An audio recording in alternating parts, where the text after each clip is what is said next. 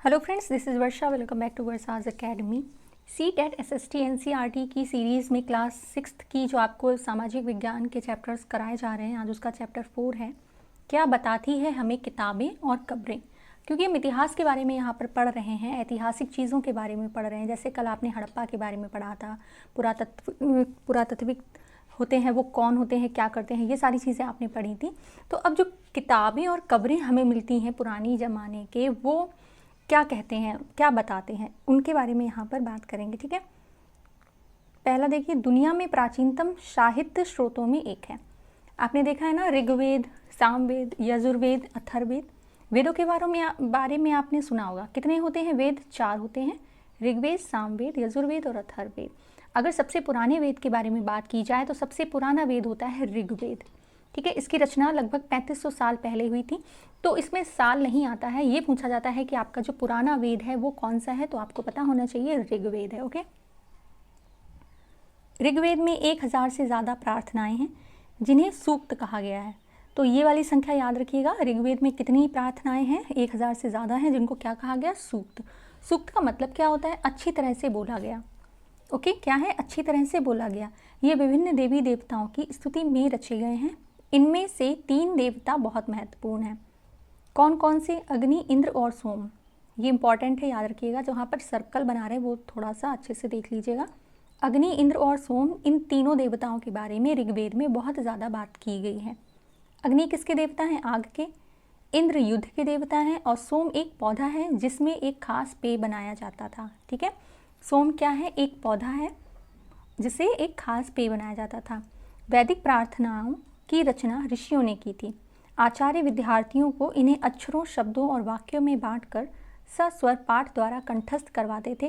पहले क्या था कि लिखने का, नोट्स बनाने का रूल नहीं होता था। पहले क्या था कि बच्चों को याद कराया जाता, उनको कंठस्थ कराया जाता था, क्योंकि एक किताब बन गई। अब उस एक ही किताब को बार बार बच्चों को पढ़ाया जाता, समझाया जाता था। ओके, अधिकांश सूक्तों के रचयिता सीखने और सिखाने वाले पुरुष थे। कुछ प्रार्थनाओं की रचना महिलाओं ने भी की। ऋग्वेद की भाषा प्राक संस्कृत या वैदिक संस्कृत कहलाती है। तो इसमें जो मोस्ट इम्पॉर्टेंट लाइन है वो ये है कि ऋग्वेद की भाषा कौन सी है? प्राक संस्कृत या वैदिक संस्कृत कहलाती है। ठीक है, तुम स्कूल में जो संस्कृत पढ़ती हो उसमें ये भाषा थोड़ी भिन्न है, तो उसको छोड़ दीजिए। आप यहाँ पर ये चीज़ याद रखिएगा इस पूरे पैरा में कि वेद कितने हैं? 4 हैं। सबसे पुराना वेद कौन सा है? ऋग्वेद है। ऋग्वेद में 1000 से ज़्यादा प्रार्थनाएं हैं जिनको सूक्त कहा गया। ऋग्वेद में 3 देवता महत्वपूर्ण हैं, अग्नि, इंद्र और सोम। अग्नि आग के देवता हैं, इंद्र युद्ध के देवता हैं, सोम क्या है? एक पौधा है, और इसकी रचना ऋषियों ने की है। ठीक है, नेक्स्ट लाइन आपको याद रखनी है कि ऋग्वेद की जो भाषा है वो संस्कृत या वैदिक संस्कृत कहलाती है। ठीक है, अब हम आगे बढ़ते हैं। संस्कृत और अन्य भाषाएं। अभी यहाँ पर भाषाओं के बारे में बात हुई है, तो हम देखते हैं संस्कृत के अलावा और कौन कौन सी कैसी भाषाएं हैं। संस्कृत भाषा भारोपीय, भारत, यूरोप। ठीक है, भारोपीय भारत और यूरोप को मिलाकर बनाया गया है, भाषा परिवार का एक हिस्सा है। भारत की कई भाषाएं हैं, असमिया, गुजराती, हिंदी, कश्मीरी, सिंधी। एशियाई भाषाएं कौन कौन सी हैं? जैसे फारसी। तथा यूरोप की भी बहुत सी भाषाएं हैं, अंग्रेजी, फ्रांसीसी, जर्मन, यूनानी, इतालवी, स्पेनिश आदि इससे परिवार से जुड़ी हुई हैं। उन्हें एक भाषा परिवार इसलिए कहा जाता है क्योंकि आरंभ में उनमें कई शब्द एक जैसे थे। उदाहरण के लिए मातृ संस्कृत, माँ हिंदी, मदर अंग्रेजी शब्दों को देखो, ये तीनों कहीं ना कहीं एक दूसरे से कोरिलेट हो रहे हैं, एक दूसरे से जुड़े हुए लग रहे हैं। ओके, क्या तुम्हें इनमें कोई समानता नजर आती है? उपमहाद्वीप में दूसरे भाषा परिवारों की भी भाषाएं बोली जाती हैं। उदाहरण के लिए पूर्वोत्तर प्रदेशों में तिब्बत वर्मा परिवार की भाषाएं बोली जाती हैं। जो भारत का पूर्वोत्तर क्षेत्र है, प्रदेश है, उसमें क्या है? तिब्बत की और वर्मा परिवार की भाषाएं बोली जाती हैं। आप जानते होंगे कि वर्मा जो है पहले इंडिया का ही पार्ट था। ओके, तमिल, तेलुगु, कन्नड़, मलयालम द्रविड़ भाषा परिवार की भाषाएं हैं, ये भी भारत में बोली जाती हैं। जबकि झारखंड और मध्य भारत में कई हिस्सों में बोली जाने वाली भाषाएं ऑस्ट्रो एशियाटिक परिवार से जुड़ी हुई हैं। ओके, तो ये क्वेश्चन, ये वाला जो पैरा है, इसको थोड़ा सा समझ लीजिएगा कि झारखंड और मध्य भारत में कैसी भाषाएं बोली जाती हैं? ऑस्ट्रो एशियाटिक, तमिल, तेलुगु, कन्नड़ और जो मलयालम है वो द्रविड़ भाषा परिवार की भाषाएं हैं। ठीक है, तो इतना आप यहाँ पर समझ गए होंगे। नेक्स्ट बात करते हैं, हम जिन किताबों को पढ़ते हैं वे लिखी और छापी गई हैं। ऋग्वेद का उच्चारण किया जाता था और श्रवण किया जाता था, ना कि पढ़ा जाता था। ठीक है, जो गुरु होते थे वो उच्चारण करते थे। हमने बताया ना कि एक ग्रंथ बन गया। अब क्या है भाई, प्रिंटिंग मशीन्स हैं, छपाई कारखाने हैं, वहाँ पर आपने कोई एक बुक निकाली और वो प्रिंट हो गई। बट पहले ऐसा नहीं होता था। आचार्य जो होते थे वो अपने हाथों से ही ग्रंथों को बनाते थे और फिर उनका पाठ करते थे, जिसको सुनकर बच्चे याद करते थे। आप समझ सकते हैं उनकी जो मेमोरी पावर है वो कितनी ज़्यादा अच्छी होती होगी। ऋग्वेद का उच्चारण किया जाता था और श्रवण किया जाता था, ना कि पढ़ा जाता था। ठीक है, रचना के कई सदियों बाद इसे पहली बार लिखा गया।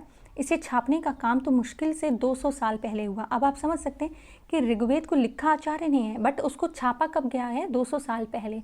इतिहासकार ऋग्वेद का अध्ययन कैसे करते हैं, इसके बारे में बात करते हैं। तो इतिहासकार यानी कि पुरातत्ववेत्ताओं की तरह ही अतीत के बारे में जानकारी इकट्ठी करते हैं, लेकिन भौतिक अवशेषों के अलावा वे लिखित स्रोतों का भी प्रयोग करते हैं। पुरातत्विक क्या करते हैं, वो जो भौतिक अवशेष उनको खुदाई वगैरह में प्राप्त होते हैं उनके बारे में अध्ययन करते हैं, लेकिन इतिहासकार भौतिक अवशेषों के अलावा लिखित स्रोतों का भी उपयोग करते हैं। ऋग्वेद में कुछ सूक्त वार्तालाप के रूप में भी हैं। वार्तालाप मतलब जब दो लोग आपस में बातचीत करते हैं उसको वार्तालाप बोलते हैं। विश्वामित्र नामक ऋषि और देवियों के रूप में पूजित 2 नदियाँ, आप जानते हैं ना हमारे यहाँ की जो नदियाँ हैं उनको देवी के रूप में पूजा जाता है। कौन कौन सी नदी, व्यास और सतलज के बीच ये संवाद एक ऐसे ही सूक्त का अंश है। तो ये वाली पैराग्राफ है उसको अच्छे से याद कर रखिएगा। जो वार्तालाप है, जो सूक्त वार्तालाप है, वो विश्वामित्र नामक ऋषि और देवियों के रूप में पूजित 2 नदियाँ कौन कौन सी, व्यास और सतलज के बीच में संवाद एक ऐसे ही सूक्त का अंश है। ओके, ये देख लीजिए किस तरह से है। ऋग्वेद की पांडुलिपि का एक पन्ना। पांडुलिपि के बारे में हम पहले पढ़ चुके हैं, जो चैप्टर्स पढ़ाए थे, कि जो वृक्ष की छाल होती है उस पर पत्थरों पर वगैरह लिखा जाता है। तो भुर्ज वृक्ष की छाल पर लिखी गई एक पांडुलिपि कश्मीर में पाई गई थी। ये पांडुलिपि आप देख रहे हैं, ये छाल पर लिखी गई है और ये कहाँ पाई गई, कश्मीर में। लगभग कब पाई गई, लगभग 150 वर्ष पहले ऋग्वेद को सबसे पहली बार छापने के लिए इसका उपयोग किया गया था। इसी पांडुलिपि को देखकर अंग्रेजी अनुवाद तैयार हुआ था। ये पांडुलिपि पुणे महाराष्ट्र के एक पुस्तकालय में सुरक्षित है। तो ये वाला जो पैरा है उसको थोड़ा सा याद रखिएगा कि जो पांडुलिपि है ऋग्वेद की वो अब कहाँ है, पुणे महाराष्ट्र के एक पुस्तकालय में सुरक्षित है। ओके, तो ये जो वार्तालाप है विश्वामित्र और नदियों के बीच में, ये थोड़ा सा यहाँ पर पढ़ लेते हैं। ये क्या कह रहे हैं कि नदियाँ अपने बछड़ों को चाटती हुई 2 दमकती गायों की तरह हैं, मतलब बस बातों के बारे में है। ओके, बातें हो रही हैं। यहाँ से देख लेते हैं। इतिहासकार ये बताते हैं कि प्रार्थना उस क्षेत्र में रची गई होगी जहाँ वे नदियाँ बहती हैं। वे यह भी सुझाते हैं कि जिस समाज में ऋषि रहते थे वहाँ घोड़ों गायों के बहुत महत्व दिया जाता था, इसीलिए नदियों की तुलना घोड़ों और गायों से की गई है। ठीक है, नदियों की तुलना जो है वो किससे की गई है, घोड़ों और गायों से। ऋग्वेद की प्रार्थनाओं में अन्य दूसरी नदियाँ, खासकर सरस्वती, सिंधु और उसकी सहायक नदियों का भी जिक्र है। गंगा और यमुना का उल्लेख सिर्फ एक बार हुआ है। तो ये वाला मोस्ट इंपॉर्टेंट पॉइंट है, आपको याद रखना होगा कि गंगा और यमुना का जो उल्लेख है वो कितनी बार हुआ है, एक ही बार हुआ है। और सबसे ज़्यादा जो नदी इसमें पूछी गई है वो सिंधु नदी है। ओके, इन सभी नदियों के नाम याद रखिएगा, कौन कौन सी नदियाँ ऋग्वेद में वर्णित की गई हैं। अब बात करते हैं मवेशी, घोड़े और रथ की। ऋग्वेद में मवेशियों, बच्चों, खासकर पुत्रों और घोड़ों की प्राप्ति के लिए अनेक प्रार्थनाएं हैं। ठीक है, अभी बात ऋग्वेद की ही हो रही है। घोड़ों की लड़ाई में रथ खींचने के काम में लाया जाता था। इन लड़ाइयों में मवेशी जीत कर लाए जाते थे। ठीक है, क्यों लड़ाइयाँ हो रही हैं, जानवरों के लिए लड़ाइयाँ हो रही हैं। ठीक है, घोड़ों से रथ खिंचवाकर और वहाँ पर जो मवेशी होते थे, गाय है, भेड़ है, बकरी है, इनको जीत कर लाया जाता था। लड़ाइयाँ वैसे ज़मीन के लिए भी लड़ी जाती थी। पहली लड़ाई तो मवेशी के लिए हो गई, दूसरी ज़मीन के लिए भी लड़ी जाती थी। जहाँ अच्छे चारागाह हों वहाँ पर जो जैसी जल्दी तैयार हो जाने वाली फसलों को उपजाया जा सकता हो। कुछ लड़ाइयाँ पानी के स्रोतों और लोगों को बंदी बनाने के लिए भी लड़ी जाती थी। ओके, युद्ध में जीते गए धन का कुछ भाग सरदार रख लेते थे तथा कुछ हिस्सा पुरोहित को दे दिया जाता था। ठीक है, कुछ भाग क्या करते थे, सरदार रख लेते थे और कुछ हिस्सा पुरोहित को दिया जाता था। शेष धन आम लोगों में बांट दिया जाता था। कुछ धन यज्ञ करने के लिए प्रयुक्त होता था। यज्ञ की आग में आहुति दी जाती थी। ये तो आप सभी जानते हैं। ये आहुतियाँ देवी देवताओं को दी जाती थी। घी, अनाज और कभी कभी जानवरों की भी आहुति दी जाती है। आप बलि के बारे में जानते होंगे। ओके, अधिकांश पुरुष इन युद्धों में भाग लेते थे। कोई स्थायी सेना नहीं होती थी, लेकिन लोग सभाओं में मिलते जुलते थे और युद्ध व शांति के विषय में सलाह मशवरा करते थे। ओके, लोगों की विशेषता बताने वाले शब्द। तो लोगों का वर्गीकरण काम, भाषा, परिवार या समुदाय, निवास स्थान या सांस्कृतिक परंपरा के आधार पर किया जाता रहा। ऋग्वेद में लोगों की विशेषता बताने वाले कुछ शब्दों को देखो। ऋग्वेद की ही बात हो रही है। ऐसे दो समूह जिनका वर्गीकरण काम के आधार पर किया गया। पहले ये जाति वाला सिस्टम नहीं था, ठीक है, कि हाँ भाई ये उच्च जाति, निम्न जाति, इस तरह की चीज़ें नहीं थी। पहले जो वर्गीकरण होता था वो काम के आधार पर होता था, भाषा के आधार पर होता था, उनके निवास स्थान, सांस्कृतिक परंपराओं के आधार पर होता था, ठीक है। ऐसे दो समूह जिनका वर्गीकरण काम के आधार पर किया गया। पुरोहित, जिन्हें कभी कभी ब्राह्मण कहा जाता था, तरह तरह के यज्ञ और अनुष्ठान करते थे, ठीक है। एक तो पुरोहित हो गए, दूसरे लोग कौन हो गए? राजा। ये राजा वैसे नहीं थे जिनके बारे में आप लोग जो है वो बाद में पढ़ेंगे। ये ना तो बड़ी राजधानियों और महलों में रहते थे, ना उनके पास सेना थी, ना ही ये कर वसूलते थे। प्रायः राजा की मृत्यु के बाद उसका बेटा अपने आप ही शासक नहीं बन जाता था। ये सारी चीज़ें बाद में होने लगी, जैसे, ठीक है। ये सारी चीज़ें कब होने लगी? तो यहाँ पर देखिए, जनता या पूरे समुदाय के लिए दो शब्दों का इस्तेमाल होता था। कितने शब्दों का? दो शब्दों का। एक था जन, जिसका प्रयोग हिंदी व अन्य भाषाओं में आज भी होता है, जैसे कि जन आंदोलन, जनगणना, ओके। दूसरा शब्द क्या है? विश, जिससे वैश्य शब्द निकला। इस विषय में आप अध्याय 5 में विस्तार से पढ़ेंगे वैश्य के बारे में, ओके।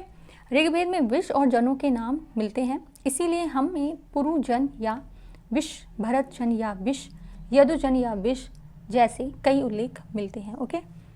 जिन लोगों ने इन प्रार्थनाओं की रचना की वे कभी कभी खुद को आर्य कहते थे। क्या कहते थे? जिन्होंने इन प्रार्थनाओं की रचना की वह खुद को आर्य कहते थे। अपने विरोधियों को दास या दस्यु कहते थे। तो ये वाली लाइन याद रखिएगा कि प्रार्थनाओं की रचना करने वाले खुद को क्या कहते थे? आर्य, और अपने विरोधियों को दास या दस्यु कहते थे। दस्यु वे लोग थे जो यज्ञ नहीं करते थे, शायद दूसरी भाषाएं बोलते थे। बाद के समय में दास स्त्रीलिंग दासी शब्द का मतलब गुलाम हो गया, ठीक है। पहले तो वो विरोधियों को कहते थे, अब विरोधियों को ही तो आप दास बनाएंगे, तो धीरे धीरे ये परिवर्तन होते होते दास शब्द का मतलब गुलाम हो गया। दास भी स्त्री और पुरुष होते थे जिन्हें युद्ध में बंदी बनाया जाता था। उन्हें उनके मालिक की जायदाद माना जाता था, ओके।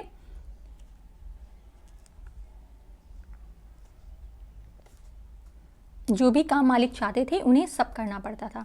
जिस युग में उपमहाद्वीप के उत्तर पश्चिम में ऋग्वेद की रचना हो रही थी, उसी समय दूसरी जगहों पर एक अलग तरह का विकास हो रहा था। कैसा विकास? उसके बारे में देखते हैं। ये शिलाखंड महापाषाण का है, अगले पृष्ठ में होगा, वो भी हम दिखाएंगे। ये शिलाखंड महापाषाण काल का है। महा माने बड़ा और पाषाण माने पत्थर। ये आपको पहले भी बताया था कि पाषाण माने क्या होता है? पत्थर होता है। नाम से जाने जाते थे। ये पत्थर दफन करने की जगह पर लोगों द्वारा बड़े करीने से लगाए गए थे। ये महापाषाण कब्रें बनाने की प्रथा लगभग 3000 साल पहले शुरू हुई। कितने साल पहले? 3000 साल पहले। यह प्रथा दक्कन, दक्षिण भारत, उत्तर पूर्वी भारत और कश्मीर में प्रचलित थी। तो याद रखिएगा कि शिलाखंड महापाषाण की जो कब्रें थीं वो कहाँ पर ये प्रथा थी? दक्कन, दक्षिण भारत, उत्तर पूर्वी भारत और कश्मीर में प्रचलित थी।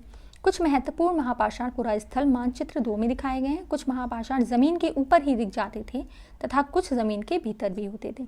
तो भाई देख लेते हैं ये शिलाखंड महापाषाण काल में कैसा होता था, तो ये देख लीजिए, ओके। आपने देखा होगा ना कि कब्रें होती हैं, उसके ऊपर किसकी कब्र है ये पूरा लिखा होता था, उस तरह की बात हो रही है यहाँ पर।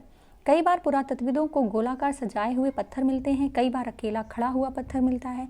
यही एकमात्र प्रमाण है जो ज़मीन के नीचे कब्रों को दर्शाते हैं। उस शिलाखंड से ही तो हम जानते हैं कि ये जान पाते हैं कि ये कब्र किसकी है और यहाँ पर कब्र है, ओके। मेन तो यही है कि हमें वहाँ पर पता चल जाता कि भाई इस ज़मीन पर इस व्यक्ति की कब्र है, ओके। महापाषाणों के निर्माण के लिए लोगों को कई तरह से काम करने पड़ते थे। हमने जो कार्यों की सूची बनाई है उन्हें क्रमबद्ध करिए। सबसे पहला काम क्या है? गड्ढा खोदना, शिलाखंडों को ढोकर लाना, बड़े पत्थरों को तराशना और मरे हुए को दफनाना, ओके। ये मेन काम है। इन सब कब्रों में कुछ समानताएं हैं। सामान्यतः मृतकों को खास किस्म की मिट्टी के बर्तनों के साथ दफनाया जाता था। पहले के लोग मानते थे ना कि मृत्यु के बाद भी जीवन होता है, और इसकी वजह से जो मृत व्यक्ति होता था उसके साथ वो उसकी पसंदीदा चीज़ों को भी रख देते थे, जिससे वो अपने मृत्यु के बाद वाले जीवन को ईजिली जी पाए, उन चीज़ों का उपभोग करके, ओके। नेक्स्ट है जिन्हें काले लाल मिट्टी के बर्तनों, ब्लैक एंड रेड वेयर, आपको बताया था ना, लाल बर्तन होता था टेराकोटा मिट्टी का और उस पर काले रंग से डिज़ाइन होती थी, ओके। ये पिछले चैप्टर्स में हम पढ़ चुके हैं, जिन्होंने नहीं पढ़ा है वो उसको देखें ज़रूर। इनके साथ ही मिले हैं लोहे के औजार और हथियार, घोड़ों के कंकाल और सामान तथा पत्थर और सोने के गहने, ठीक है। ये हड़प्पा के शहरों में लोहे का प्रयोग होता था, तो ये लिखा है ना, क्या हड़प्पा के शहरों में लोहे का प्रयोग होता था? तो ये नहीं होता था। ये वाले जो बीच बीच में क्वेश्चंस आ रहे हैं इनको भी पढ़िएगा। क्वेश्चंस एनसीईआरटी से ही आपके एसएसटी में बनेंगे।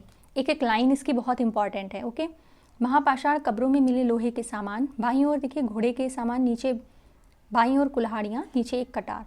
तो ये देख लीजिए सारे कटार है, ठीक है। कटार किसको बोलते हैं? चाकू छुरी टाइप की होती है ना, उसको बोलते हैं। और ये सारी चीज़ें जिनके बारे में यहाँ पर डिस्कस किया गया। नेक्स्ट है लोगों की सामाजिक असमानताओं के बारे में पता करना। पुरातत्वविद यह मानते हैं कि कंकाल के साथ पाई गई चीज़ें मरे हुए व्यक्ति की ही रही होंगी। कभी कभी कब्र की तुलना में दूसरी कब्र में ज़्यादा चीज़ें मिलती हैं। मतलब अगर कोई व्यक्ति गरीब है, उसके पास कम चीज़ें हैं, ठीक है, तो वो अपनी जो सुविधा है उसके अनुसार ही तो अपने मृत व्यक्ति के पास सामान रखेगा। कोई अमीर है, कोई बहुत पैसे वाला है, तो जब वो अपने यहाँ के व्यक्ति को दफनाएगा तो उसके साथ उपभोग की सारी चीज़ें ही रखेगा, क्योंकि उसकी वो क्षमता है। ओके, ब्रह्मगिरी को खोजो। तो ब्रह्मगिरी देख लीजिएगा कहाँ है। यहाँ एक व्यक्ति की कब्र में 33 सोने के मनके और शंख पाए गए। कहाँ पाए गए? ब्रह्मगिरी में। ओके, याद रखिएगा, ये बहुत इंपॉर्टेंट लाइन है। ब्रह्मगिरी में एक व्यक्ति की कब्र में 33 सोने के मनके और शंख पाए गए। दूसरे कंकालों के पास सिर्फ कुछ मिट्टी के बर्तन ही पाए गए, वो गरीब होंगे इस वजह से। ये दफनाए गए लोगों की सामाजिक स्थिति में भिन्नता को दर्शाता है। कुछ लोग अमीर थे, कुछ लोग गरीब, कुछ लोग सरदार थे तो दूसरे अनुयायी थे। अनुयायी जो किसी बड़े व्यक्ति की बातों का अनुसरण करते हैं उनको अनुयायी बोलते हैं। ओके, नेक्स्ट है, क्या कुछ कब्रगाहें खास परिवारों के लिए थी?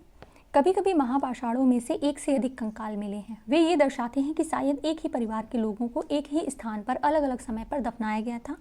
बाद में मरने वाले लोगों को पोर्ट होल के रास्ते कब्रों में लाकर दफनाया जाता था। ऐसे स्थान पर गोलाकार लगाए गए पत्थर या चट्टान चिन्हों का काम करते थे, जहां लोग आवश्यकता अनुसार शवों को दफनाने दोबारा आ सकते थे।